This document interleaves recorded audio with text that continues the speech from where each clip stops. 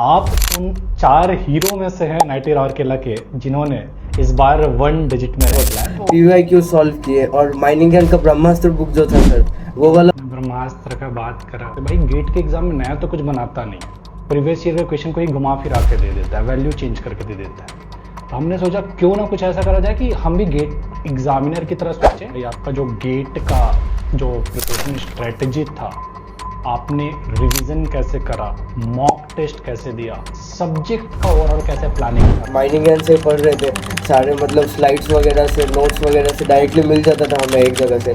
तो पीवाईक्यू का जैसे क्वेश्चन था उसके रिलेटेड ही क्वेश्चन का न्यूमेरिकल वैल्यूज चेंज करके, वरना थोड़ा बहुत मॉडिफाई करके था किया था। और जनवरी का सिर्फ न्यूमेरिकल सॉल्विंग करता था। माइनिंग ज्ञान से मतलब सर एक जगह में सारे टॉपिक्स मिल जाते थे, एप्टीट्यूड, मैथमेटिक्स वगैरह से लेके सारे टॉपिक्स का।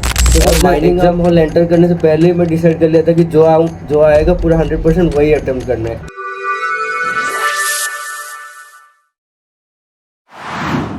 Welcome back to YouTube channel mining Gyan. मैं विनोद चंद्राकर आपके अपने यूट्यूब चैनल माइनिंग ज्ञान में स्वागत करता हूं।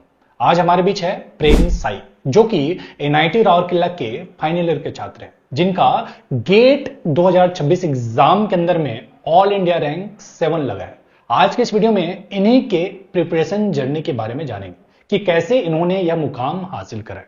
एनआईटी राउरकेला ने इस बार गेट माइनिंग इंजीनियर एग्जाम में इतिहास रच दिया है कि भाई एनआईटी राउरकेला के इतिहास में आज तक ऐसा नहीं हुआ कि टॉप 10 में 4 रैंकर एक ही साल में लगे हों। इस बार 4th, 6th, 7th और 8th रैंक एनआईटी राउरकेला के छात्रों ने हासिल करा है। उन्हीं में से एक है 7th रैंकर प्रेम साई, जिनके गेट माइनिंग प्रिपरेशन जर्नी के बारे में, इस स्ट्रेटेजी के बारे में आज के इस वीडियो में जानने की पूरी कोशिश करेंगे। तो चलिए आज के इस वीडियो को शुरू करते हैं। तो प्रेम साई जी, आपका माइनिंग ज्ञान के इस पॉडकास्ट सीरीज में बहुत स्वागत है। सबसे पहले आपको बहुत मुबारक कि आपने गेट माइनिंग 2026 एग्जाम, जो कि इंडिया के टॉप 10 टफेस्ट एग्जाम में से आता है, के अंदर में ऑल इंडिया रैंक 7 हासिल करा है।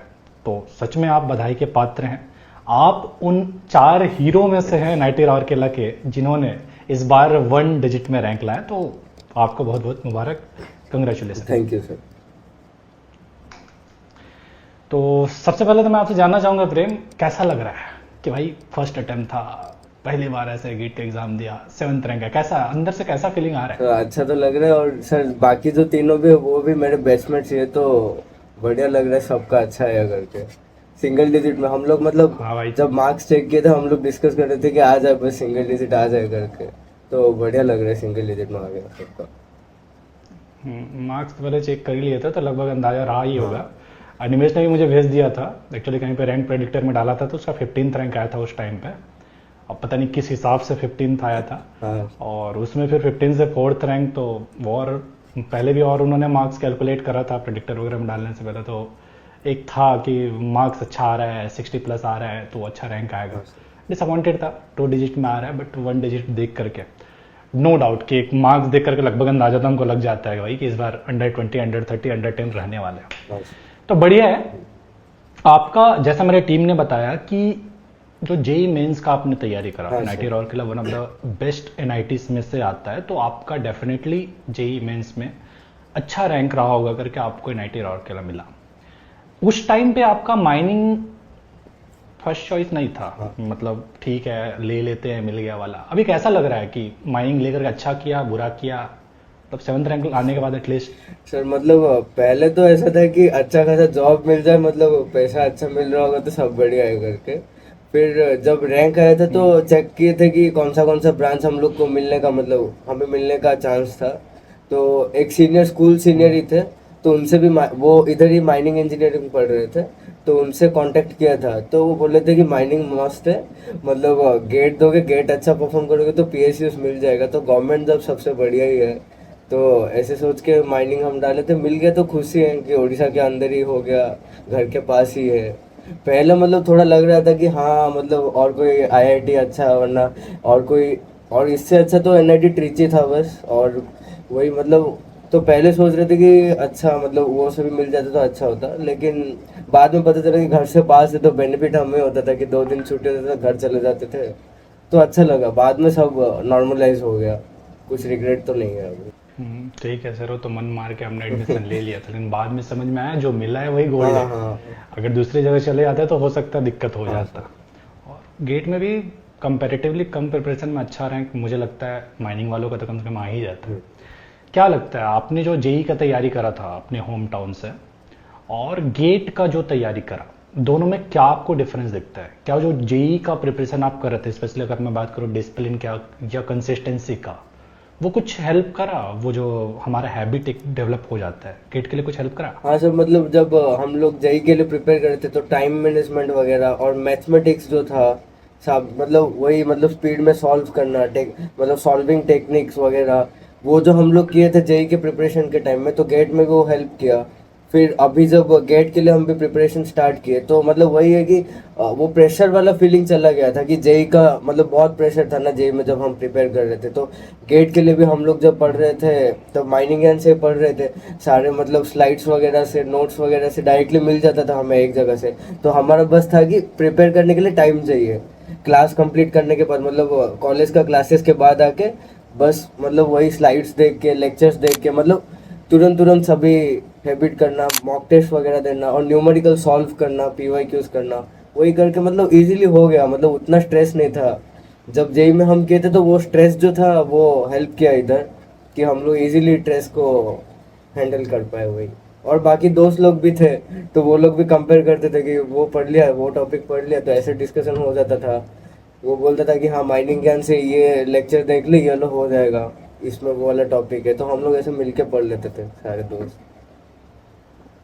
और थोड़ी देर पहले ही अनिमेश हाँ का इंटरव्यू लिया मैं, उसका भी सेम बोलना था कि सर एनआईटी राउरकेला और दोस्तों का जो ग्रुप था उसका सबसे हाँ बड़ा योगदान है आज के इस अचीवमेंट में। तो डेफिनेटली सर्कल डिपेंड्स, मैटर करता है हाँ कि आप कैसे माहौल में रहते हैं, कैसे लोगों के बीच में रहते हैं। 4-5 दोस्त थे आप लोग, मिल करके तैयारी करा और डेफिनेटली बहुत बढ़िया करा। आप ओवरऑल अपने ऐसे प्रिपरेशन जर्नी को व्यूअर्स को बता सकते हैं कि भाई आपका जो गेट का जो प्रिपरेशन स्ट्रेटजी था, आपने रिवीजन कैसे करा, मॉक टेस्ट कैसे दिया, सब्जेक्ट का ओवरऑल कैसे प्लानिंग था कि भाई कैसे सब्जेक्ट कंप्लीट करना है। तो आपका ऐसे मान लो 10 महीने तैयारी करा तो 10 महीने ओवरऑल कैसा आपका हाँ। जो भी प्लानिंग, प्लॉटिंग या स्ट्रेटजी जो फॉलो करा आपने, बाकी सबने? सर मतलब प्रिपरेशन तो अप्रोक्सीमेटली मतलब नवंबर एंडिंग, दिसंबर में हमारा विंटर वेकेशन होता है और नवंबर एंडिंग में हमने शुरू किया था।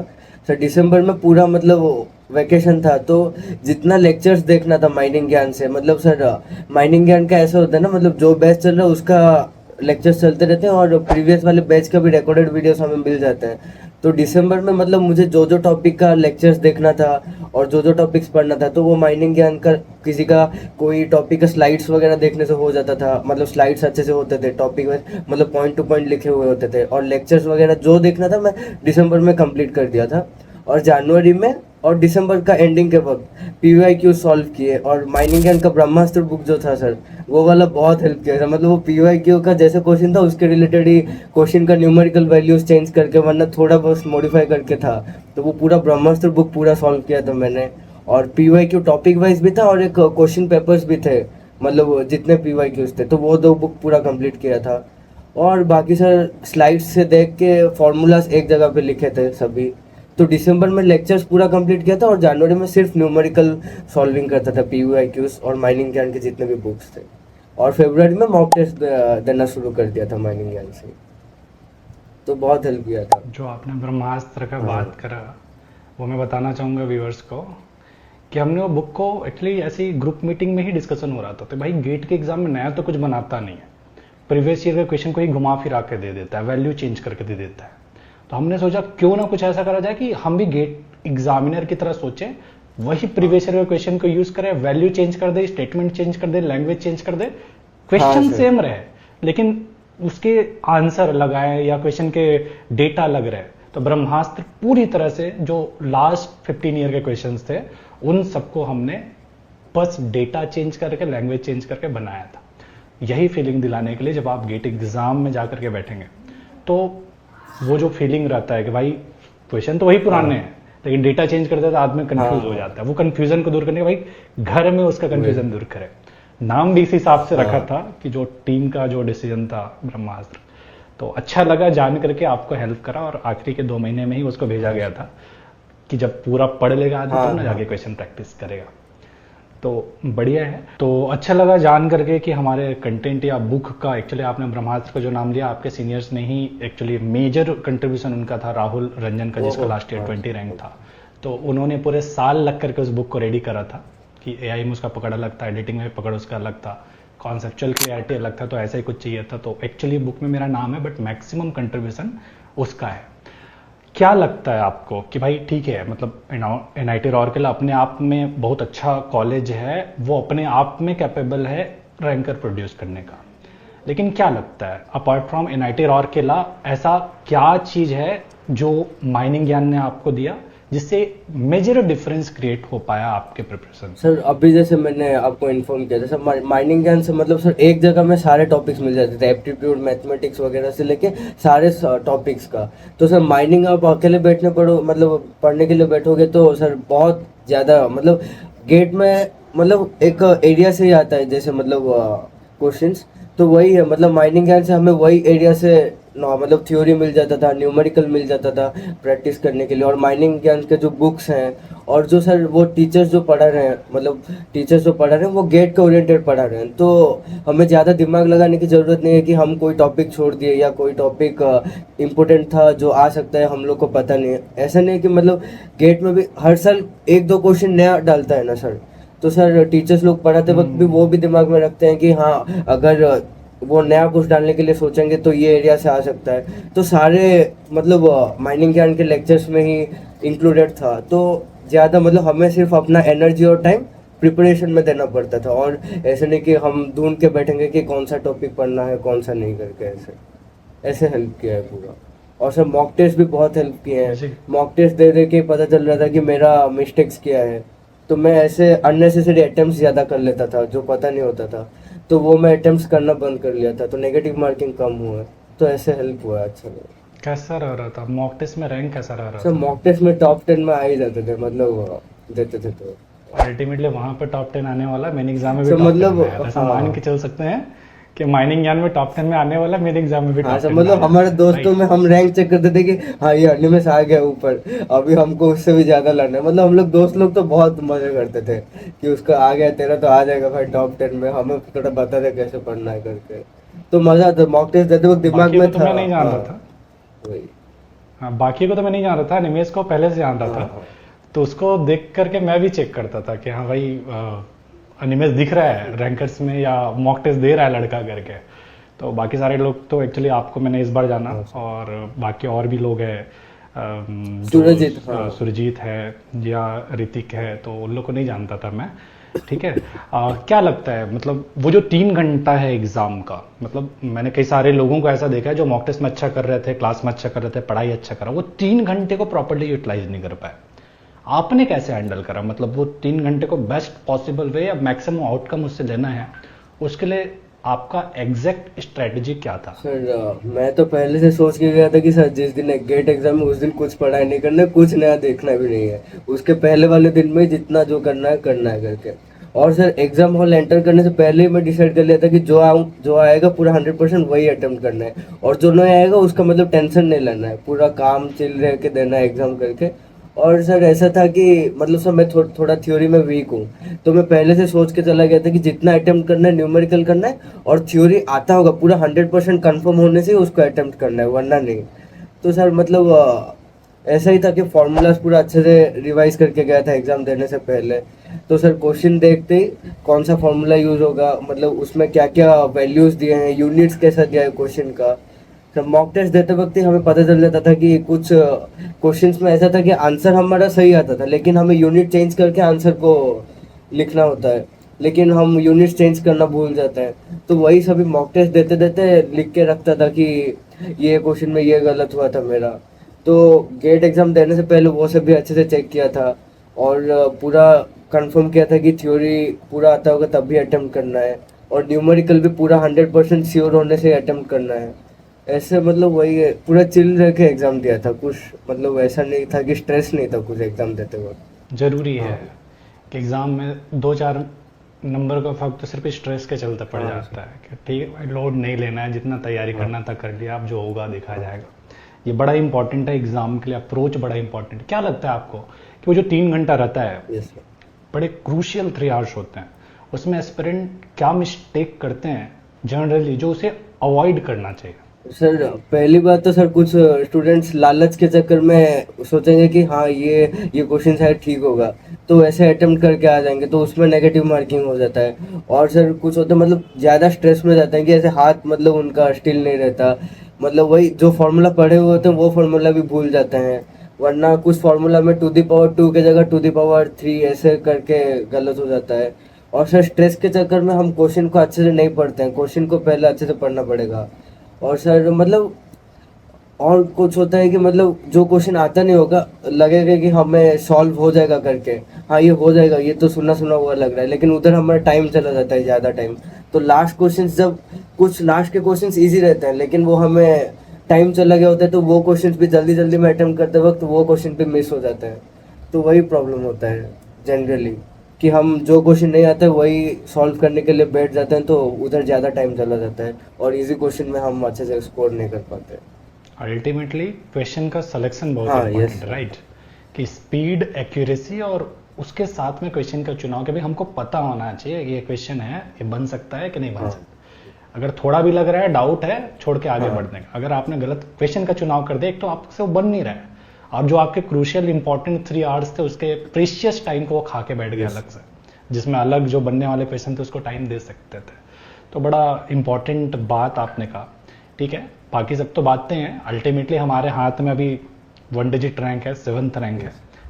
क्या लगता है आगे का क्या प्लान है 7th रैंक लाने के बाद? सर। अभी कुछ भी पीएसयू उसका वैकेंसी आएगा तो उसमें डालेंगे, वरना सर ये रैंक तो 3 साल के लिए वैलिड है, तो आगे जाके अगर एमटेक करना रहेगा तो एमटेक भी कर सकते हैं।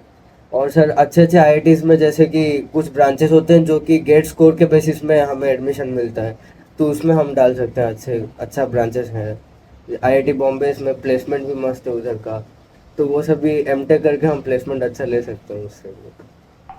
विशाल गए नहीं IIT Bombay yes senior? Yes sir.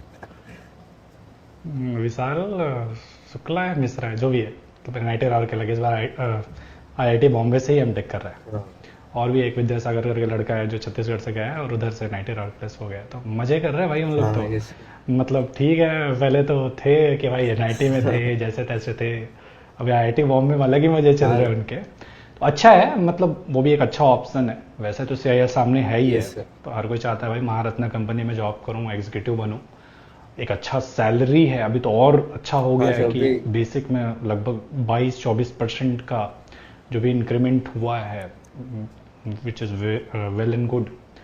लेकिन ठीक है, अगर बाई चांस सीआईएल ऑप्शन में ना रहा या डिले किया, कि जैसे 25 वालों का अभी तक नहीं हुआ है रिक्रूटमेंट, खाली बैठने से अच्छा है, ठीक हाँ है, सर। मतलब करें एमटेक, और करें भी तो अच्छे जगह से करें। आईआईटी बॉम्बे तो डेफिनेटली अच्छा सोच रहे हैं।